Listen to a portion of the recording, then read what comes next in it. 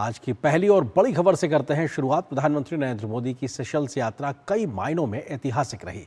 आज़ादी के 50 वर्ष पूरे होने के अवसर पर विशिष्ट अतिथि के रूप में शामिल हुए प्रधानमंत्री मोदी का अभूतपूर्व तरीके से वहां स्वागत हुआ तो दोनों देशों के बीच रणनीतिक साझेदारी को नई ऊंचाई दी गई। तो हिंद महासागर क्षेत्र में भारत की बढ़ती भूमिका और वैश्विक दक्षिण की आवाज के रूप में भारत की मजबूत होती पहचान को भी दुनिया के सामने रेखांकित करने का ये मौका था।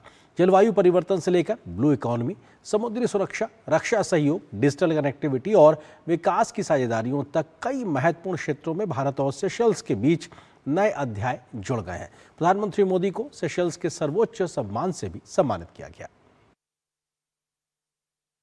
प्रधानमंत्री नरेंद्र मोदी 3 दिन के सेशल्स के सफल दौरे के बाद भारत वापस आ गए हैं। सेशल्स की आजादी के 50 वर्ष पूरे होने के मौके पर वहां के राष्ट्रपति डॉक्टर पैट्रिक आर्मिनी के निमंत्रण पर आधिकारिक यात्रा पर सेशल्स पहुंचे पीएम मोदी ने वहां कई कार्यक्रमों में हिस्सा लिया। पीएम मोदी के दौरे को लेकर सेशल्स कितना उत्साहित था, इसकी बानगी दौरे की शुरुआत में ही नजर आई जब एयरपोर्ट पर पीएम मोदी को रिसीव करने सेशल्स के राष्ट्रपति खुद पहुंचे। पीएम मोदी के सम्मान में एयरपोर्ट पर गार्ड ऑफ ऑनर दिया गया तो सांस्कृतिक प्रस्तुतियों से भी उनका जोरदार स्वागत हुआ। एयरपोर्ट पर ही बड़ी संख्या में भारतीय समुदाय ने प्रधानमंत्री मोदी का जोरदार तरीके से स्वागत किया। परंपरा और आतिथ्य की सबसे खूबसूरत तस्वीर उस होटल में भी नजर आई जहां पीएम मोदी ठहरे हुए थे, जहां बड़ी संख्या में भारतीयों ने बड़े उत्साह के साथ प्रधानमंत्री का अभिनंदन किया। ग्लोबल वार्मिंग से लेकर ग्लोबल साउथ के मुद्दों को वैश्विक मंच पर मुखरता से रखने पर पीएम मोदी के नेतृत्व को मान्यता देते हुए सेशल्स ने उन्हें विशेष मानद उपाधि से सम्मानित किया। प्रधानमंत्री को guardian of the blue horizon से सम्मानित किया गया। ये प्रधानमंत्री मोदी को मिला 34वां अंतर्राष्ट्रीय सम्मान है। सेशल्स यात्रा पर प्रधानमंत्री नरेंद्र मोदी ने वहां की संसद नेशनल असेंबली को भी संबोधित किया।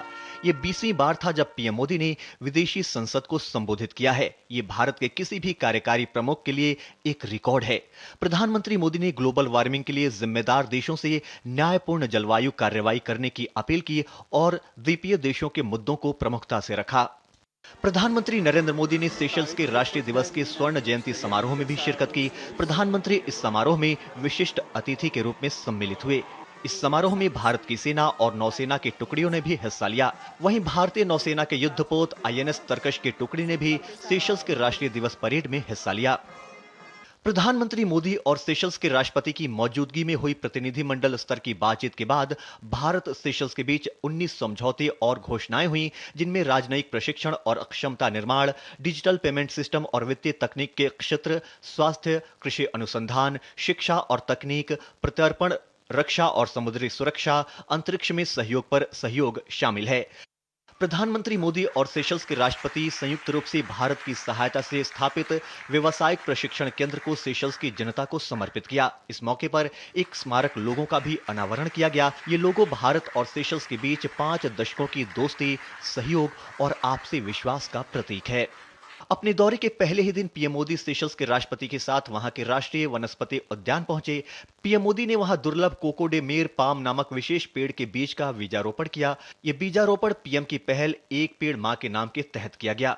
पीएम ने वहां के मशहूर विशालकाय एल्डाब्रा कछुए भी देखे। ये दुनिया की सबसे बड़ी और सबसे लंबे समय तक जीवित रहने वाली कछुआ प्रजातियों में से एक है। भारत की ओर से सेशल्स के प्रति सहयोग की प्रतिबद्धता को और आगे बढ़ाते हुए प्रधानमंत्री मोदी ने सेशल्स को एक तीव्र गति का समुद्री गश्ती पोत प्रदान किया तो कई एम्बुलेंस समेत अन्य बहुउद्देशीय वाहन और गश्ती नौकाएं सौंपी। अपनी यात्रा के अंतिम दिन सोमवार को पीएम मोदी ने माहे द्वीप में स्थित अरोल मिहू नवशक्ति विनयगर मंदिर में विशेष पूजा अर्चना की। ये सेशल्स का पहला और एकमात्र हिंदू मंदिर है। इसके अलावा प्रधानमंत्री ने विक्टोरिया के पीस पार्क में महात्मा गांधी की प्रतिमा पर श्रद्धांजलि भी अर्पित की। सेशल्स यात्रा के तीसरे और अंतिम दिन प्रधानमंत्री नरेंद्र मोदी ने वहां रह रहे अलग अलग समूह के प्रवासी भारतीय समुदाय के लोगों से मुलाकात और बातचीत की। इस दौरान लोगों ने पीएम मोदी के साथ सेशल्स में भारतीय समुदाय से जुड़े विभिन्न मुद्दों को साझा किया। प्रधानमंत्री की सेशल्स यात्रा न सिर्फ दोनों देशों के आपसी संबंधों के लिए मील का पत्थर साबित हुई, बल्कि हिंद प्रशांत क्षेत्र में बढ़ती भारत की भूमिका और पीएम मोदी की वैश्विक नेता के तौर पर उभरती स्वीकार्यता के लिहाज से भी बेहद खास रही। सेशल्स की धरती से प्रधानमंत्री नरेंद्र मोदी ने सिर्फ मित्रता का संदेश नहीं दिया, बल्कि भरोसे, सुरक्षा और साझा विकास के भविष्य की एक मजबूत नींव भी रख दी। और यही वजह है कि भारत सेशल्स संबंधों के इतिहास में ये दौरा एक स्वर्णिम अध्याय के रूप में हमेशा याद रखा जाएगा। कैमरामैन मोहित जोशी के साथ Nikhil Singh, DD news, Victoria, Seychelles. तो सेशल्स की यात्रा के दौरान पीएम मोदी ने सेशल्स के राष्ट्रपति के साथ द्विपक्षीय सहयोग के विभिन्न क्षेत्रों की समीक्षा करने के साथ क्षेत्रीय और अंतर्राष्ट्रीय मुद्दों पर विचारों का आदान प्रदान किया। प्रधानमंत्री नरेंद्र मोदी ने कहा कि भारत और सेशल्स आर्थिक सहयोग, डिजिटल तकनीक, स्वास्थ्य और संपर्क बढ़ाने के लिए मिलकर काम करते रहेंगे। हमने हमारे आर्थिक सहयोग को और अधिक रेजिलिएंट और फ्यूचर रेडी बनाने पर चर्चा की। हम दोनों देशों के उद्योगों के लिए नए अवसरों की तलाश जारी रखेंगे। भारत और सेशल्स के बीच कनेक्टिविटी बढ़ाने पर भी काम किया जाएगा।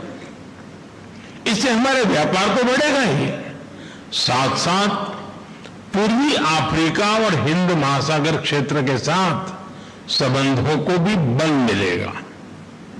हमारा विश्वास है कि डिजिटल टेक्नोलॉजी दोनों देशों के बीच की दूरी को कम करने का प्रभावी माध्यम है। सेशल्स की यात्रा में प्रधानमंत्री को guardian of the blue horizon से सम्मानित किया गया। प्रधानमंत्री मोदी को यह सम्मान सतत विकास, ब्लू इकोनॉमी, पर्यावरण संरक्षण, जलवायु परिवर्तन से निपटने, अंतर्राष्ट्रीय सहयोग और आने वाली पीढ़ियों के कल्याण जैसे क्षेत्रों में उल्लेखनीय योगदान के लिए दिया गया। Guardian of the blue horizon, इससे सम्मानित किया जाना मेरे लिए और 140 करोड़ भारतवासियों के लिए अत्यंत हर्ष का विषय है। मैं इस सम्मान को विनम्रतापूर्वक स्वीकार करते हुए उन सभी देशों को समर्पित करता हूं जो क्लाइमेट चेंज की चुनौती से लड़ रहे हैं और पर्यावरण संरक्षण को भावी पीढ़ियों के प्रति अपना दायित्व मानते हैं।